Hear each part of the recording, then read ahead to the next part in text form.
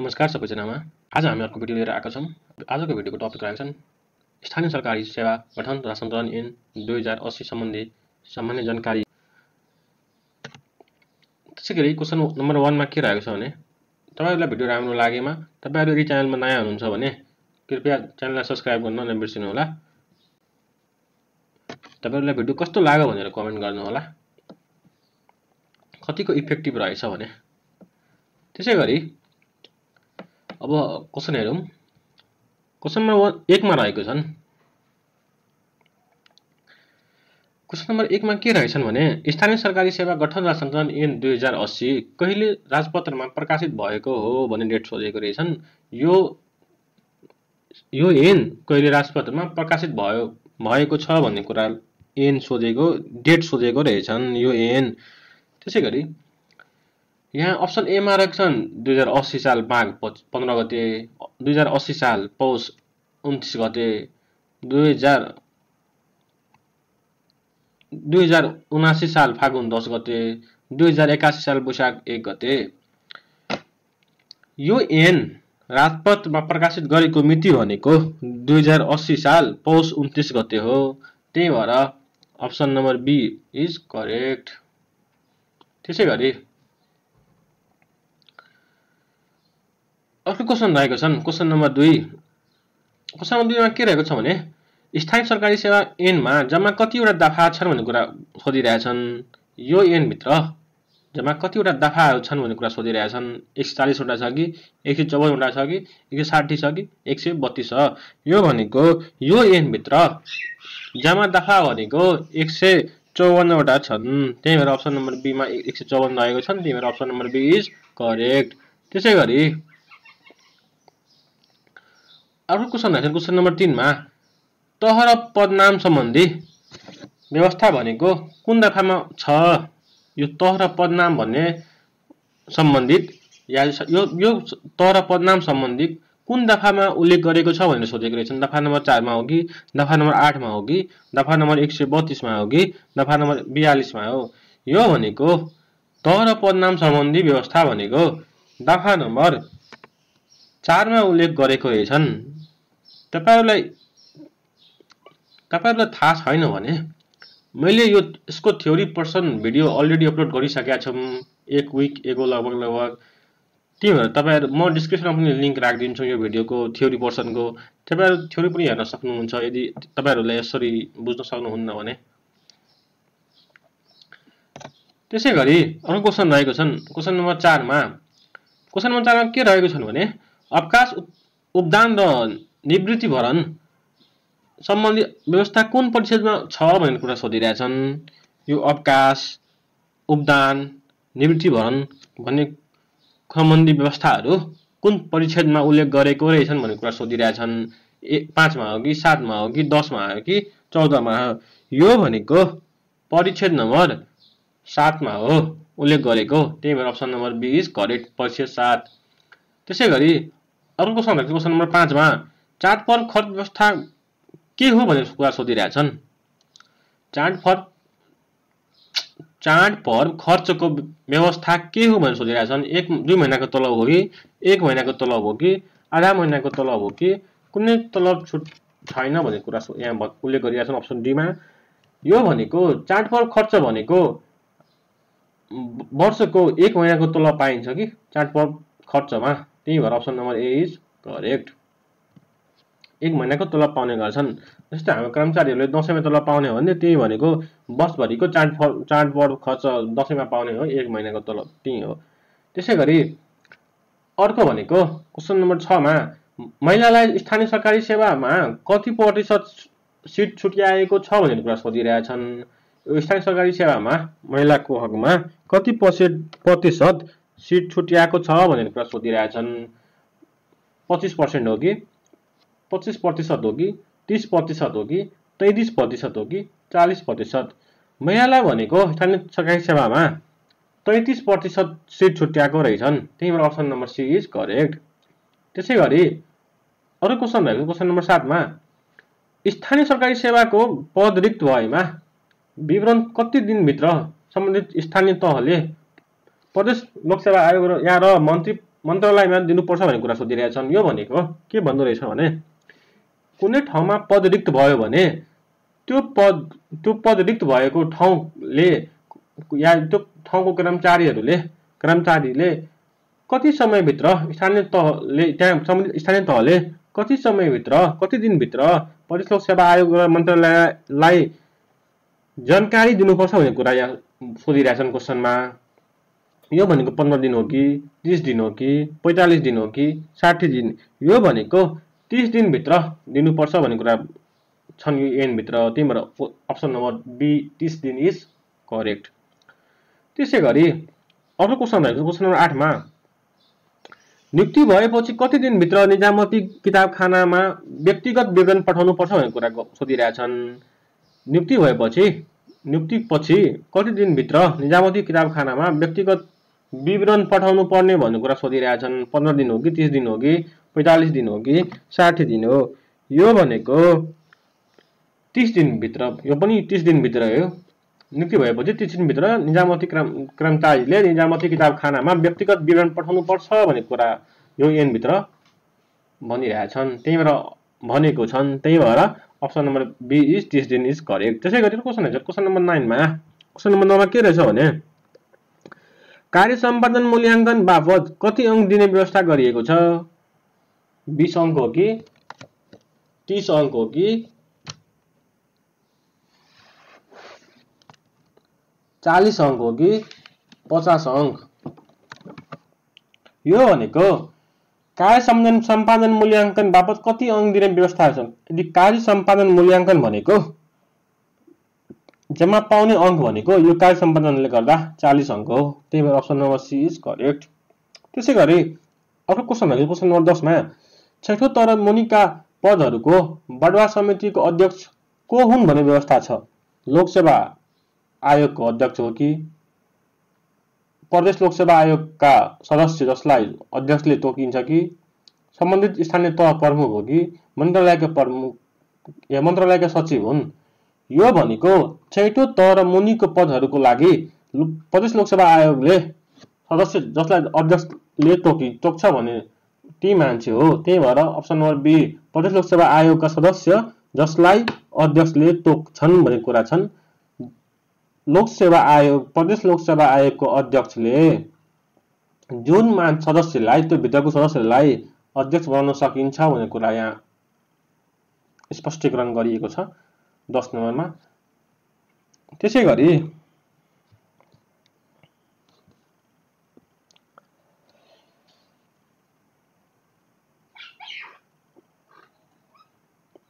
तपाईहरु यहाँ हेर्न सक्नुहुन्छ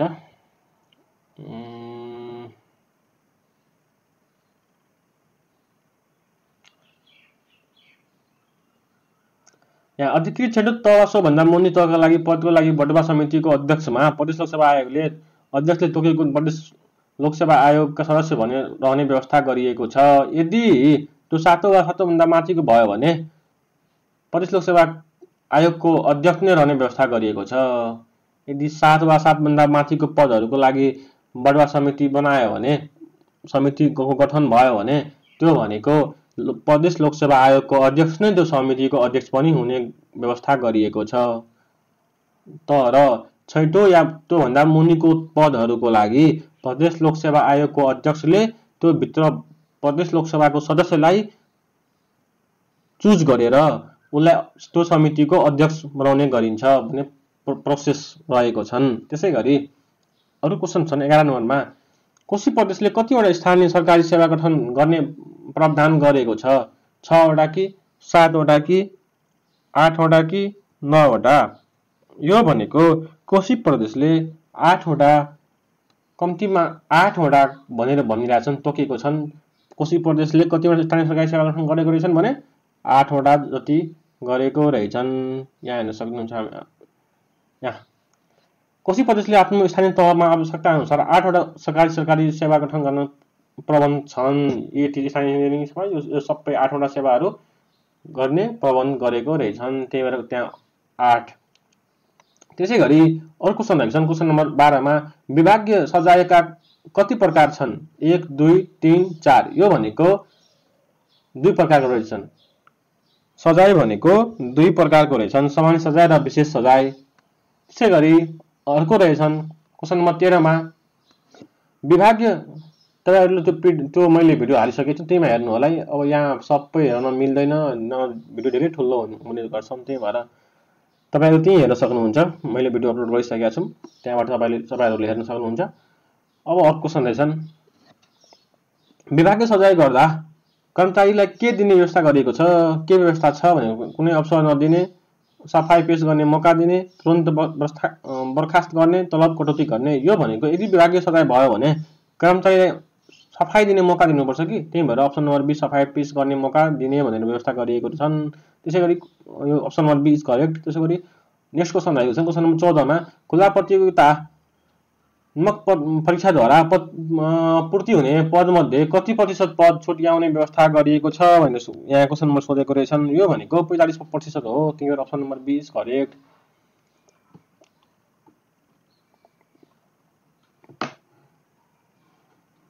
त्यसैगरी अर्को क्वेशन रहेछन् क्वेशन नम्बर 15 मा समावेशी पद पूर्तिका लागि आदिवासी जनजाति कति प्रतिशत छुट्याएको छ भनेर कुरा सोधेको रहेछन्। यो समावेशी र पदको लागि यो आदिवासी र जनजातिको छुट्याएको प्रतिशत भनेको 35% हो, त्यही भएर अप्सन नम्बर 35 कहाँ छ, 25 भयो, 30 भयो, 35 40।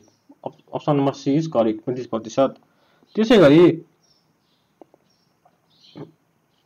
यसको अलिक थ्योरी बरु हेरौँ न। अब धेरै जना यस्तो हुनुहुन्छ कि त्यो हेर्न नै सक्नुहुन्छ नि त त्यो भिडियो, त्यही भएर यहाँ हेर्नुस्।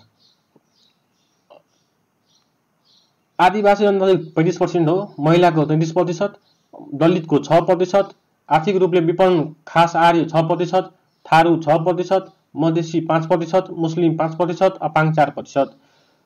यो यसरी छुट्याएको रहेछन्। यो मैले किन हेराएको भने तपाईहरुलाई अब टाइम छैन एक्जामको, तपाईहरुलाई फास्ट चाहियो रे, त्यही भएर त्यो अब त्यत्रो लामो भिडियो हेर्न तपाईहरुसँग समय नभएकोले अलिअलि यहाँ नि म एक्सप्लेन गरिरहेको छु। त्यसैले अरु क्वेशन रहेको छ क्वेशन नम्बर 16 मा दलितलाई समावेशी पदपूर्तिमा कति प्रतिशत छुट्याएको छ भन्ने कुरा सोधिरहेका छन्। यसले हामी भर्खरै हेरौँ, दलितलाई छुट्याएको भन्यो नि 6%, त्यही भएर अप्सन नम्बर 16 को बी इज करेक्ट। त्यसैगरी नेक्स्ट क्वेशन रहेको छ क्वेशन नम्बर 17 मा कर्मचारीको पदमाथि पदाधिकार कायम रहने अवस्थाहरू मध्ये कुन हो भनेर सोधेको रहेछन्। विधामा रहने अवधिभर, सेवा छोडेपछि, नयाँ पदमा नियुक्ति भएको पछि तुरन्त, कुनै पनि अवस्थामा कायम हुँदैन भनेको। यहाँ क्वेशनले के भनिरहेछ नि भने कुनै पनि कर्मचारीको पद, त्यो पदाधिकार कायम रहने अवस्था कुन कुन हो भनेर सोधेको रहेछन् कि कुन अवस्था हो। विधामा रहने अवधिभर त हो, किनभने कुनै पनि कर्मचारीहरू विधामा बसेको छ भने जो रिटायरमेन्ट हुँदैन कि, त्यो भनेको त्यो आदि पदमा आफ्नो पदमा बसिरहेका हुन्छन्, जस्ट विधामा मात्र हुन्छ, त्यही भएर विधामा रहने अवधिभर।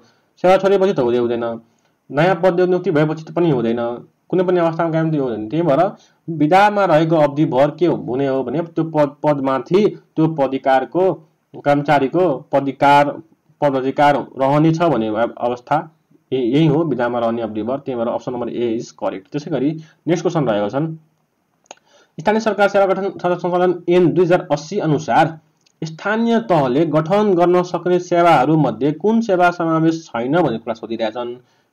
स्थानीय इन्जिनियरिङ सेवा हो कि, स्थानीय कृषि सेवा हो कि, स्थानीय पर्यटन सेवा हो कि, स्थानीय सूचना प्रविधि तथा तथ्याङ्क सेवा हो।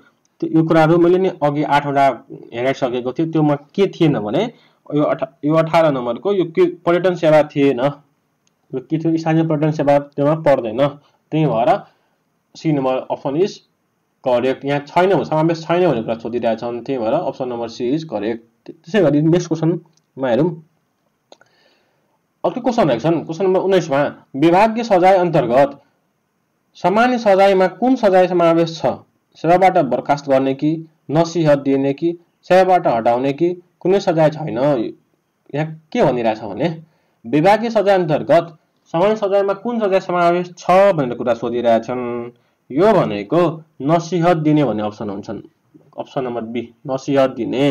त्यसैगरी नेक्स्ट क्वेशन भनेको क्वेशन नम्बर 20 मा स्थानीय सरकारी सेवामा कुनै पद रिक्त भएमा कति दिनभित्र विवरण सम्बन्धी स्थानीय तहले प्रदेश लोकसभा यो क्वेसन भनेको रिपिटेड क्वेसन भइसक्यो। त्यो भनेको यो भनेको त प्रति 30 दिन हो हैन, हामीले अघि हेरिसक्यौँ। यो क्वेसनहरु बनाउने बेलामा अलिअलि रिपिटेड भइरहेको हुन्छ कि। कार्य सम्पादन मूल्याङ्कन बापत कर्मचारीलाई कति अंक दिने व्यवस्था गरिएको छ? यो भनेको कार्य सम्पादन मूल्याङ्कन अंक कति हो भनेर सोधिरहेको छन्। डाइरेक्ट हेर्दा हामी यो भनेको 40 अंक हो। त्यही भएर option number C is correct. Theory portion video हेरेपछि तपाईहरुलाई मजाले सबै एमसीक्यूहरु आउँछ कि। त्यसैगरी अर्को क्वेसन हेर्छन् 22 नम्बरमा बडवा समितिको अध्यक्षको लागि छैठौं तह र मुनिका पदमा रहने व्यवस्था छ भनेर सोधिरहेछन्।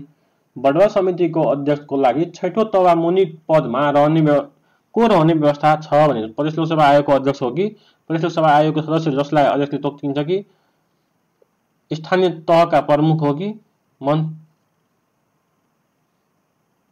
मन्त्रालयका सचिव हो? यो भनेको प्रदेश लोकसभा आयोगका सदस्य जसलाई अध्यक्षले तोक्छन् भने त्यो option number B is correct. त्यसैगरी अर्को क्वेसन हेर्छन् खुला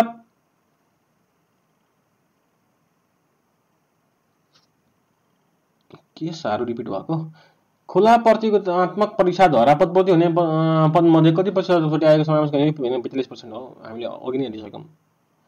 अर्को क्वेसन 24 मा छन् समावेशी पदपूर्तिका लागि महिलालाई कति प्रतिशत छुट्याएको छ भन्ने कुरा सोधेको छन्। यो भनेको 33% हो।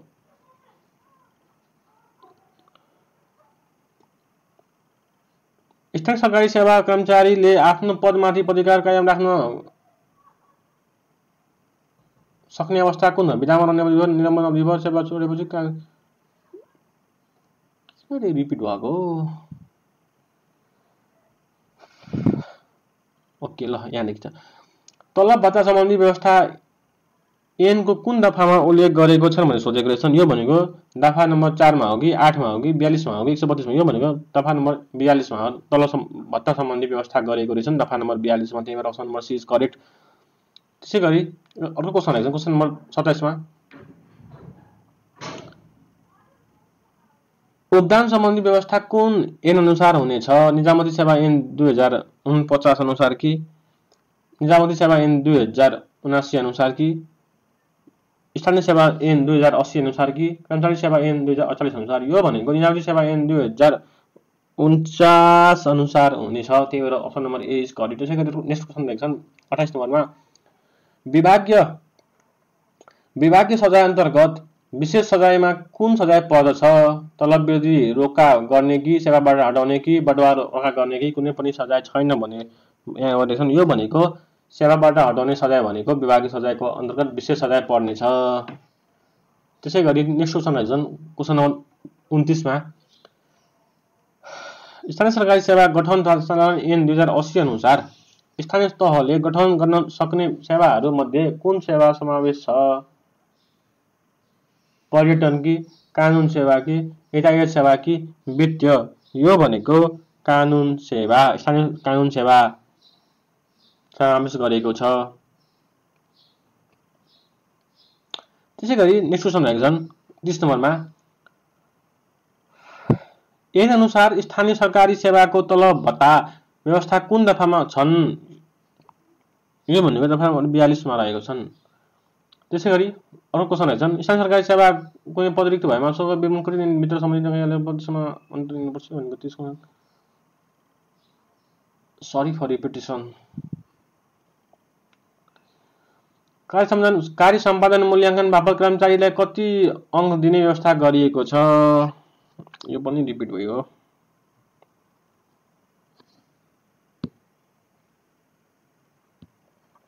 हामीले अघि नै हेरिसक्यौं 40 अंक दिने व्यवस्था गरिएको छ। त्यसैगरी समावेशी पदपूर्तिका लागि आदिवासी जनजाति कति प्रतिशत छुट्याएको रहेछन्? आदिवासी जनजातिका लागि कति प्रतिशत छुट्याएको रहेछन् भन्ने कुरा यहाँ सोधिरहेछन्। यो भनेको 35% छुट्याएको रहेछन्। 25 पनि हैन, 30 पनि हैन, 35 हो, 40 पनि हैन। त्यसैगरी नेक्स्ट क्वेसन हेर्छन् क्वेसन नम्बर 34 मा समावेशी पदपूर्तिका लागि मुस्लिमलाई कति प्रतिशत छुट्याएको छ? मुस्लिम कति प्रतिशत छुट्याएको छ भनेर सोधिरहेछन्। यो भनेको 5% मुस्लिमको छुट्याएको रहेछन्। त्यसै गरी नेक्स्ट क्वेसन रहेको छन्, कर्मचारीको पदमाथि को अधिकारी कायम रहने अवस्था मध्ये कुन हो? विधामा रहने अवधिभर कि, निलम्बन रहने अवधिभर कि, काजमा खटाएको अवधिभर कि, माथिको सबै? यो भनेको माथिको सबै। यो विधामा रहने अवधिभर त पक्कै हामी माथि नै हेरिसकेका छौँ, यो हो। त्यसपछि निलम्बन रहेको अवधिभर, यो अवधिमा नि त्यो कर्मचारी आफ्नो पदमाथि पदाधिकारी हुन्छन्। काजमा खटाएपछि अवधिभर, यदि काजमा खटाउँछ, काजमा खटाउने भनेको 90 दिनसम्म काजमा पठाउने गरिन्छन् कुनै पनि निजामती कर्मचारीलाई। त्यो काजमा खटाउने भनेको कुनै काम कुनै अर्को अफिस पठाउनु भनेको हो। योमा पनि त्यो पदमाथि आफ्नो अधिकार, कर्मचारीको आफ्नो अधिकार कायमै हुन्छ। त्यही भएर तर अप्सन नम्बर डी मा आएको छ माथिको सबै। यो भनेको माथिको सबै।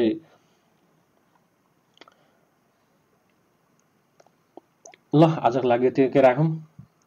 तपाईहरुले यहाँसम्म भिडियो हेरिदिनु भएकोमा धेरै धेरै धन्यवाद। आजको यो टपिकमा अलि 4वटा क्वेसनहरु धेरै रिपिटेड भइसक्यो, रिपिटेड भइसक्यो। त्यही भएर तपाईहरु मजाले हेर्नु होला। ल थ्यांक यू।